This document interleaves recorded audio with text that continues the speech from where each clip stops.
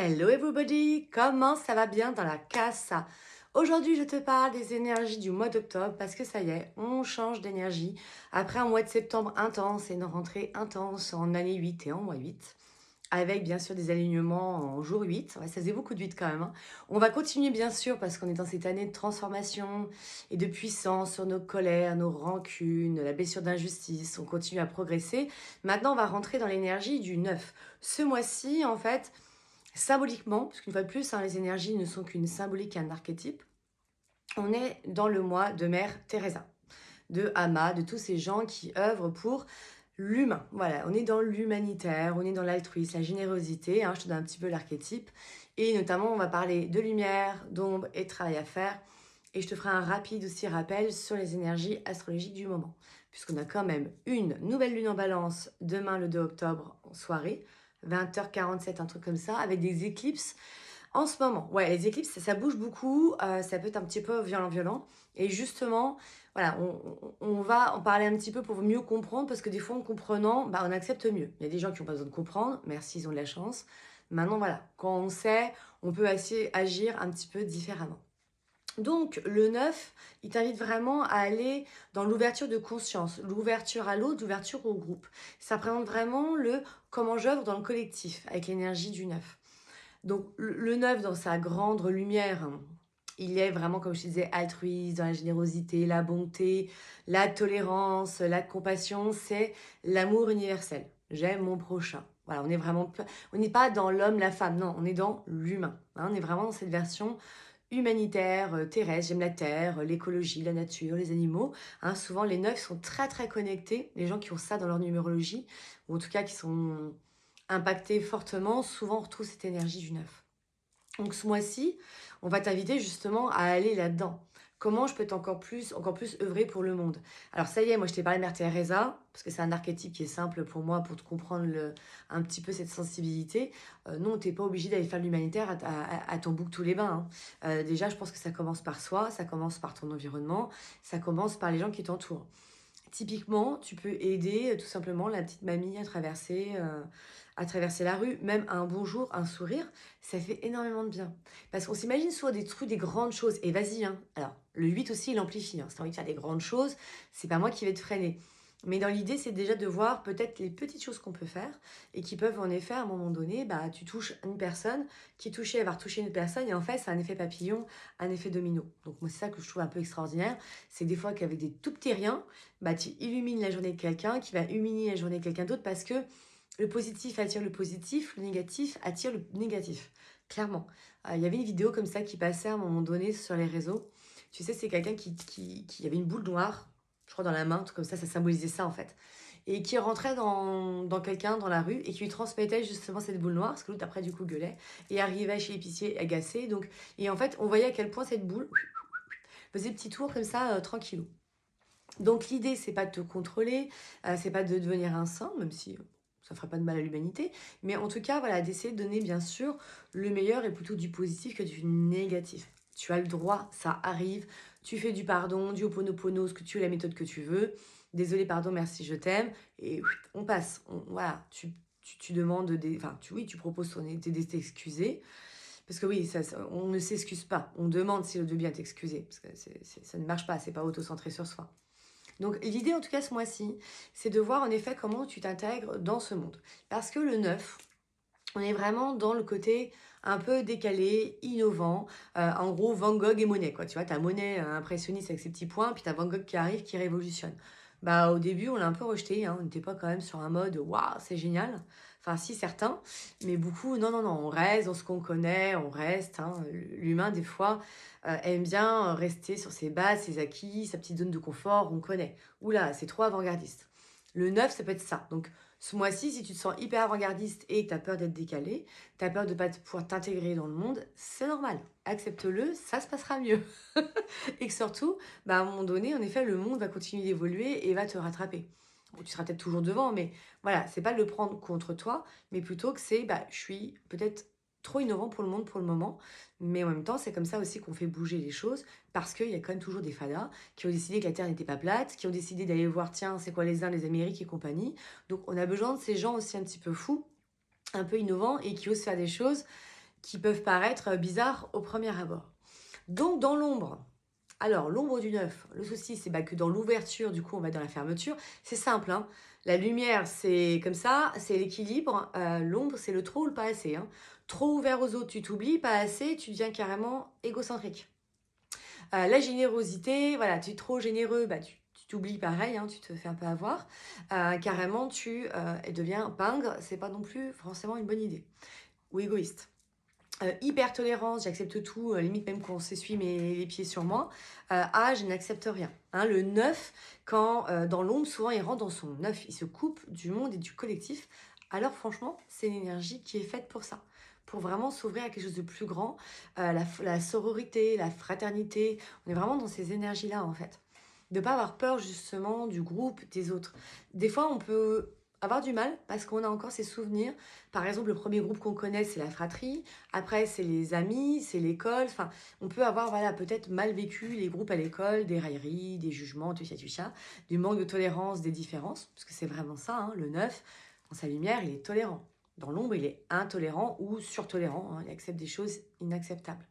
Donc, ce mois-ci, va voir aussi où tu en es au niveau de ta générosité. Est-ce qu'on est dans le donnant-donnant? Tu me donnes, je te donne. Si tu me donnes pas, je donne plus. Non. Quand tu fais un don, ça vient du cœur en fait. Et d'ailleurs, le 9, souvent, l'énergie, ça te fait travailler le côté recevoir. Parce que tu as des personnes qui ont cette capacité à donner, mais qui ne savent pas recevoir. Alors, pour quelle raison? Est-ce que ça renvoie à une blessure, à une vulnérabilité? Je suis aidant. Enfin, on s'en fout. Mais l'idée, c'est vraiment d'apprendre à je reçois parce que déjà, c'est important de recevoir dans la vie. Parce que quand tu reçois, tu peux redonner. Hein, ça marche comme ça.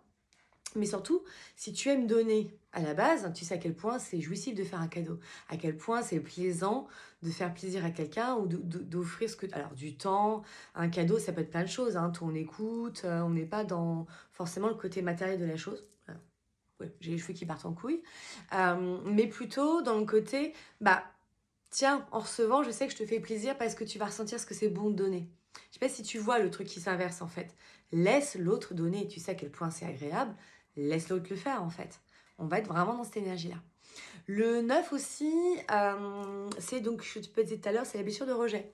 La blessure de rejet de comment je m'attaque dans un groupe. Donc pour ça, je te dis revenir peut-être l'adolescence, l'enfance, voilà, les frères et sœurs, souvent, ça vient quand même de là. À la base, de toute façon, on ne s'entend pas les uns avec les autres parce qu'on manque de tolérance. On peut être dans le jugement, la critique, ce que tu veux. Alors qu'en fait, une fois de plus, moi, je compare pas des choux et des tomates, tu vois, ou des poires et des bananes. C'est différent. Et même si, en effet, nous sommes des bananes, tu as plein, en effet, de bananes différentes, une fois de plus.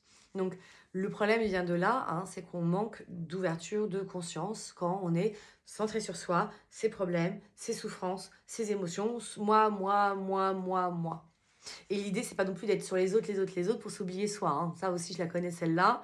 Je pense qu'aux autres, comme ça, moi, je vais pas voir ce qui se passe chez moi. Hein, donc, on reste quand même toujours dans cet équilibre de moi et les autres. Donc, je vais te lire ce que dit Madame Le Floc, Colette. Elle te l'explique comme ça, le moi personnel 9. Le 9 vient vers vous pour valoriser la vision et l'ouverture sur le monde. C'est l'énergie qui vous fait franchir les étapes vers le transpersonnel.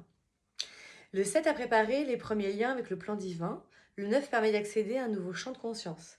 À l'instar du mois 7, vous veillerez à être plus calme et réservé afin de vous absorber dans cette relation avec le monde de l'âme. C'est le mois de la reliance suprême. Elle libérera en vous un sentiment de bonté et de fraternité. Vous saurez que c'est l'impersonnalité qui délivre de la concurrence néfaste à tous les progrès. Grâce à une présence à vous-même plus intense, vous vérifierez la loi de la synchronicité dans chaque événement de votre vie et vous pourrez décrypter les symboles plus facilement. Ouais, c'est vrai qu'il y a aussi beaucoup ça. Hein. On va récolter ce qu'on a semé. C'est un mois de bilan, de séparation de ce qui entrave. Vous pourrez ainsi préparer vos objectifs futurs en fonction de votre être véritable. Mois de possibles rencontres avec le thérapeute qui convient. Au contraire, pour ceux qui sont déjà en thérapie, cela peut désigner la fin. Les voyages à l'étranger seront inspirants. Avec le 9, la vision juste se développe. C'est ça aussi le 9. On est vraiment dans une période de transition. On est sur la fin d'un cycle. J'en parle souvent dans l'énergie du jour, mais là, ça m'est moins venu. Donc ce mois-ci, ne t'étonne pas si tu te sens en transition, dans un entre-deux, tu as envie de mettre fin à des choses, tu fais du tri.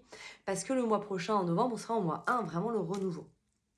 Le 9, en effet, c'est vraiment, en gros, imagine, hein, tu pars en voyage, enfin, tu reviens de voyage avec une valise, donc 9 ans, 9 mois, 9 jours, hein, c'est un cycle, et tu as plein de choses dedans. Si tu repars de suite et tu pas fait le tri, tu pas enlevé des choses, tu t'es pas séparé, tu pas fait un peu le vide, bah, en fait, dans ton prochain voyage, tu auras pas la place pour mettre de nouvelles choses.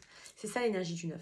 Et c'est là où je vais revenir sur, en ce moment, la période de la balance, va te permettre justement de voir où sont l'équilibre et les déséquilibres. Est-ce que tu es équilibré dans ta vie personnelle, professionnelle, mais surtout dans ton relationnel à l'autre, hein? La balance, c'est un signe vénusien qui est beaucoup relié sur la relation à l'autre, puisque son complémentaire ou son opposé est le bélier, qui le bélier est plutôt dans l'affirmation de soi, qui suis-je, et surtout voilà, l'interdépendance. Donc en gros, quand on est dans cette période d'éclipse lunaire, qu'on a depuis déjà un an, ça fait depuis un an qu'on nous fait travailler la relation à l'autre et à soi.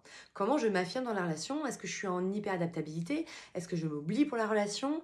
Pour surtout pas de conflit? Est-ce que je suis dans un déséquilibre? C'est un peu tout ça. Donc demain, nouvelle lune, hein, un peu un nouveau cycle pour justement rebondir là-dedans. On aura une pleine lune, je crois, vers le 17 octobre, quelque chose comme ça, qui sera en bélier, puisqu'en effet, on a la nouvelle lune dans un signe, on a forcément son opposé dans la pleine lune. Donc le bélier qui va venir encore un peu secouer tout ça avec son énergie impulsive, spontanée. Oui, je suis bélier, donc je connais bien. Mais justement dans l'affirmation de soi, dans le côté positif de la chose. Hein. Après, on a le côté aussi, il y a toujours l'ombre et la lumière. Il n'y a pas un bon signe, un mauvais signe. On a tous les signes en nous et on peut utiliser justement, hein, une fois plus, moi je parle d'énergie, mais tu pourrais parler de qualité. Enfin, c'est la même chose. C'est juste des mots qui sont un petit peu différents. Donc, ce mois-ci, moi vraiment, je t'invite à trouver cet équilibre justement entre, comme je disais, entre toi et l'autre, de mettre fin peut-être dans l'idée de transformer, pas mettre fin, voilà, mais de transformer quelque chose avec puissance et encore on est encore sur une année de progrès pour que justement le mois prochain, le mois de novembre, on puisse vraiment mettre des nouvelles choses en place, on va avoir un regain comme ça d'énergie dans un nouveau cycle. Et ça sera quand même hyper, hyper chouette. Le mois d'octobre, chaque année, c'est ce qu'on va vivre l'année prochaine. Donc, commence à te mettre dans ces petites énergies, parce que l'année prochaine, nous serons en année 9. Oui, on va pouvoir justement, l'année prochaine, œuvrer pour le collectif. En plus, on va rentrer vraiment dans l'ère du Verseau. Et le Verseau, il vient justement bouger un peu les lignes. Hein, c'est un peu l'original pour le collectif, pour la société, pour tout ça. Ça, j'en parlerai en janvier quand je parlerai des énergies de janvier. Donc, je te souhaite un très joli mois d'octobre. Je mettrai des petites, soit des petites vidéos ou soit voilà, des petits posts sur ce qui se passe un petit peu dans le ciel et dans les énergies.